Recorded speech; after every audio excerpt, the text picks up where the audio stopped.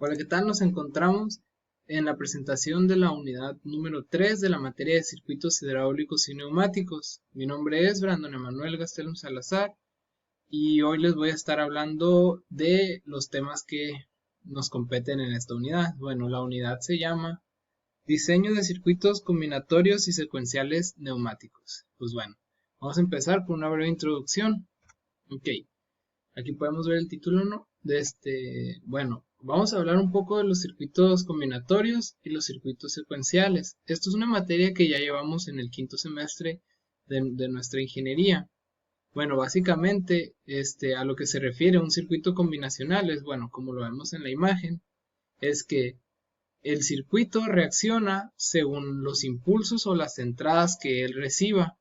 Cuando la persona o cuando, bueno, lo que sea que introduzca la energía. Cuando la energía de entrada se retira, este circuito vuelve a su estado original. En caso contrario, los circuitos secuenciales, una vez que cambian de estado, uno puede retirar la señal de entrada y ellos van a mantener ese mismo estado que se les introdujo. Ya no se devuelven a su estado inicial, bueno, a menos que se reinicie. Entonces, esta es la diferencia más básica, así muy por encimita, de lo que son circuitos combinacionales y circuitos secuenciales. Entonces, ok, la diferencia radica en eso, es la memoria que tiene. Pues muy bien, continuamos. Bueno, el tema aquí dice circuitos combinatorios. Vamos a ver un poquito de las funciones básicas del álgebra booleana. Se maneja mucho con los circuitos combinatorios y secuenciales.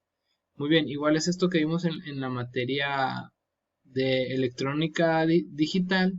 Y pues bueno, básicamente las funciones que tenemos aquí, describen comportamientos describen diferentes comportamientos para el circuito, según la aplicación que nosotros vamos a hacer, será la función que nosotros vayamos a utilizar. Esto es en el área de la electrónica digital. Bueno, como podemos ver, al lado izquierdo tenemos una tabla, se conoce como tabla de verdad. Entonces, ¿qué es lo que nos dice esta tabla? Que dependiendo de las entradas que nosotros tengamos, vamos a recibir una respuesta. Entonces podemos ver, bueno, aquí a un lado de la tabla, en la parte de arriba puse la compuerta, o sea, la representación digital de esta función, que es la función AND, o también se conoce como función I. Bueno, podemos ver que esta compuerta tiene dos entradas, entrada A y entrada B. Y tiene pues una salida. Pues bueno, aquí podemos ver en la tabla bueno, no sé si esto ya se dijo, pero bueno, se aclara que A y B nada más pueden tener dos estados, abierto o cerrado. No hay estados intermedios. Entonces, bueno, cuando A y B, las dos entradas están en ceros, la salida también va a ser cero. Bueno, si por ejemplo una de las dos salidas está en 1, podemos ver que la salida también es cero. Y solamente cuando ambas entradas estén en estado alto, vamos a obtener una salida positiva. Esto en neumática se representa con la válvula de simultaneidad que podemos ver aquí abajo. Y bueno, al lado derecho pues tenemos un circuito básico de cómo sería una representación de la función AND, cómo funciona. Podemos ver que tenemos como interruptores dos válvulas de 3 vías y 2 posiciones normalmente cerradas. Entonces, cuando nosotros perdón, tendríamos que pulsar A y B para que la válvula de simultaneidad deje pasar la presión. Si solamente se presiona uno de los dos pulsadores, no habría paso de presión. Bueno, entonces, esta es la función ANDY. También se conoce como la función de multiplicación, porque pues, como vemos, ambos tienen, si por ejemplo multiplicáramos 1 por 0, el resultado es 0. Si multiplicamos 0 por 0, el resultado es 0. Si multiplicamos 1 por 1, el resultado es 1. Entonces, ahí es como un pequeño tip para aprenderse esta función. Se representa por la válvula de simultaneidad, no se nos olvide. Muy bien. La siguiente función, miren, creo que voy a mover la cámara porque estoy viendo que está tapando todo. A ver, yo creo que aquí. Muy bien, aquí ya no tapa. Función OR, o en español función O. Esta función, bueno, también es conocida como la función de suma. Aquí al lado izquierdo de nuevo podemos ver es que me estoy viendo en la cámara, pero parece que estoy viendo algo aquí. A ver ahí, para poder estar viendo. Ahí más o menos, ¿no? Ok. Esta función, bueno, tiene la tabla de la verdad. Igual, de la misma manera podemos observar el comportamiento. Son dos entradas y una sola salida, de nuevo. Entonces, bueno, cuando las dos entradas están en ceros, que no hay que no hay flujo de presión, la salida será 0. Si por ejemplo alguna de las dos entradas está en alto, la salida será también una salida en alto. Y si ambas están si las dos están en alto, igual hay paso de corriente. Entonces, únicamente deja de haber paso cuando ambas se cierran. Entonces, bueno, se conoce también, bueno, podemos ver ahí la representación lógica de esta función. Y bueno, en neumática la representamos por la válvula selectora. La podemos ver aquí representada. Igual tenemos un ejemplo de circuito con igual los dos pulsadores de las válvulas de 3 vías y 2 posiciones. Pues bueno, en este caso pues vemos cómo funciona, ¿no? Este es el comportamiento que tiene. Y con la válvula selectora es con lo que, perdón, con la que simulamos este comportamiento. Muy bien. Ay, perdón. La función, ok, aquí abajo no hay nada, estamos muy bien. La función siguiente es la función NOT, que también se conoce como la negación. Esta función simplemente entrega el contrario de lo que esté recibiendo a la entrada. Si en la entrada hay una señal en bajo, su salida va a ser va a ser en alto. Y si por el contrario recibe una entrada en alto, su salida va a ser una señal bajo. Entonces, muy bien, podemos ver, esta nada más tiene una entrada y tiene una salida.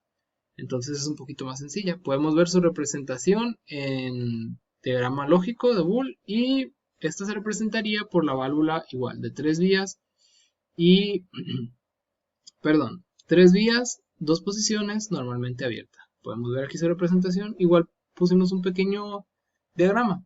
Entonces, ok. Igual tenemos nuestro pulsador y podemos observar que la válvula normalmente abierta, cuando no hay flujo de presión, va a estar en una posición donde la alimentación pasa hacia el cilindro. Cuando nosotros metemos la presión, el circuito se ve interrumpido. Y bueno, la alimentación del cilindro pasa directamente a descarga. Entonces, bueno, no habrá flujo de presión. Pues bueno, este es el comportamiento, bastante sencillo, bastante básico. Pues bueno, vamos a continuar. Ay, se me olvida. Ahí está. Ok. Aquí es donde podemos poner la cámara, para que no nos estorbe. Bueno, diagrama espacio-fase y espacio-tiempo. Muy bien. Bueno, ahí lo vamos a poner. Está bien. Ahí, ok. Este tipo de diagramas son representaciones gráficas de las secuencias de movimiento que vamos a tener. Lo voy a poner en el medio, creo. Para que se vea mejor, ok. Sí. Estos diagramas representan las secuencias de la secuencia de movimientos que vamos a tener. Bueno, podemos ver aquí las imágenes, las gráficas. En el lado vertical, o sea, aquí en el lado izquierdo de la imagen, tenemos la lista de los diferentes cilindros. Cada cilindro tiene dos posibles posiciones, que es 0, y 0 significa posición del brazo retraída o coloquialmente el brazo metido, como se dice. Y en 1 es la posición extendida o el brazo fuera en su máxima su máxima extensión. Son esas únicas dos posiciones. Ahorita no estamos tratando movimientos intermedios, solamente es entrada, salida. Ok, entonces bueno, cuando nosotros recibimos una secuencia de movimientos, lo podemos representar en estos diagramas para poder ver, para ayudarnos un poco de este entonces. Aquí, bueno, la representación espacio-fase divide los movimientos en eso, en fases. Todas tienen el mismo valor, simplemente se dice, bueno, en esta secuencia va a haber 5 movimientos, va a haber 6 movimientos, así. Y considera que todos los tiempos son iguales. Caso contrario, en la representación espacio-tiempo, esta sí considera cuál es el tiempo, cuál es la velocidad de reacción. Considera, por ejemplo, si hay algún temporizador, si hay algún regulador, etcétera. Bueno, aquí lo podemos ver en el espacio-tiempo. Ambos sirven para lo mismo, para ver, cómo estamos organizados, pero podemos ver aquí el ejemplo. Tenemos el mismo circuito representado en espacio-fase y espacio-tiempo. Entonces, ambos son útiles. Por ejemplo, espacio-fase podemos verlo de una forma más sencilla y ya espacio-tiempo es algo un poquito más realista. Depende de lo que estemos haciendo con ellos. Pues bueno, es algo bastante sencillo. Bueno, pues si quieren lo podemos explicar un poco. Podemos ver, el movimiento están enumerados. Bueno, por ejemplo, en el espacio 1, todos están en ciclo bajo. En el movimiento número 2, el cilindro A o cilindro 1 pasa a estar en estado alto. Después, en la fase 3, el cilindro 2 o cilindro B pasa a estar en estado alto y el A se mantiene. En el 4, perdón, 2, 3, ¿cuál íbamos? Sí, en el 4, sí. El C sube. En el 5, C baja. En el 6, el D sube.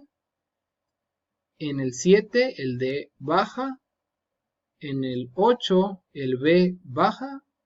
Y en el 9, el A baja para volver al estado inicial. Podemos ver aquí, no sé si se alcanza a ver muy claro, que el estado 9 es igual al estado 1, o sea que se repite, es un ciclo, ¿no? Es una secuencia de movimientos. Entonces, bueno, del otro lado tenemos la misma secuencia, pero bueno, ya temporizada, cómo se vería un poquito más realista, ¿no? Los movimientos. Pues bueno. El siguiente tema son sistemas secuenciales y métodos de solución, método de cascada, método paso a paso y método GraphSet. Ok, bueno. Estos métodos, un problema que no había comentado ahorita es que siempre estamos en peligro de que, bueno, con la neumática, de que ahorita veíamos en la representación en la representación espacio, es que hay que cuidar siempre que no se le vaya a mandar señales contrarias al cilindro, porque, bueno, dependiendo de la secuencia de movimientos, puede darse el caso de que al cilindro en un momento dado, le llegue, por un lado le llegue una señal de subida y por otro lado, por otra vía, le llegue una señal de bajada. Entonces, eso haría que el cilindro se estanque, pues se queda atorado y eso arruina toda la secuencia porque siempre son secuencias de movimientos, pues van uno tras otro. Y si no está bien hecho la secuencia, entonces pues bueno, va a haber fallas y todo el sistema se detiene. Entonces bueno, por eso estos se llaman métodos de solución para poder, ¿cómo se dice? Evitar ese tipo de situaciones. Por ejemplo, aquí tenemos 3 ejemplos de secuencias. Entonces, en esas secuencias nada más aparecen 2 cilindros, el cilindro A y el cilindro B. El signo que los acompaña es el movimiento que van a realizar. Por ejemplo, A más significa que el cilindro sale, el cilindro A sale. B más significa que el cilindro B sale. A menos el cilindro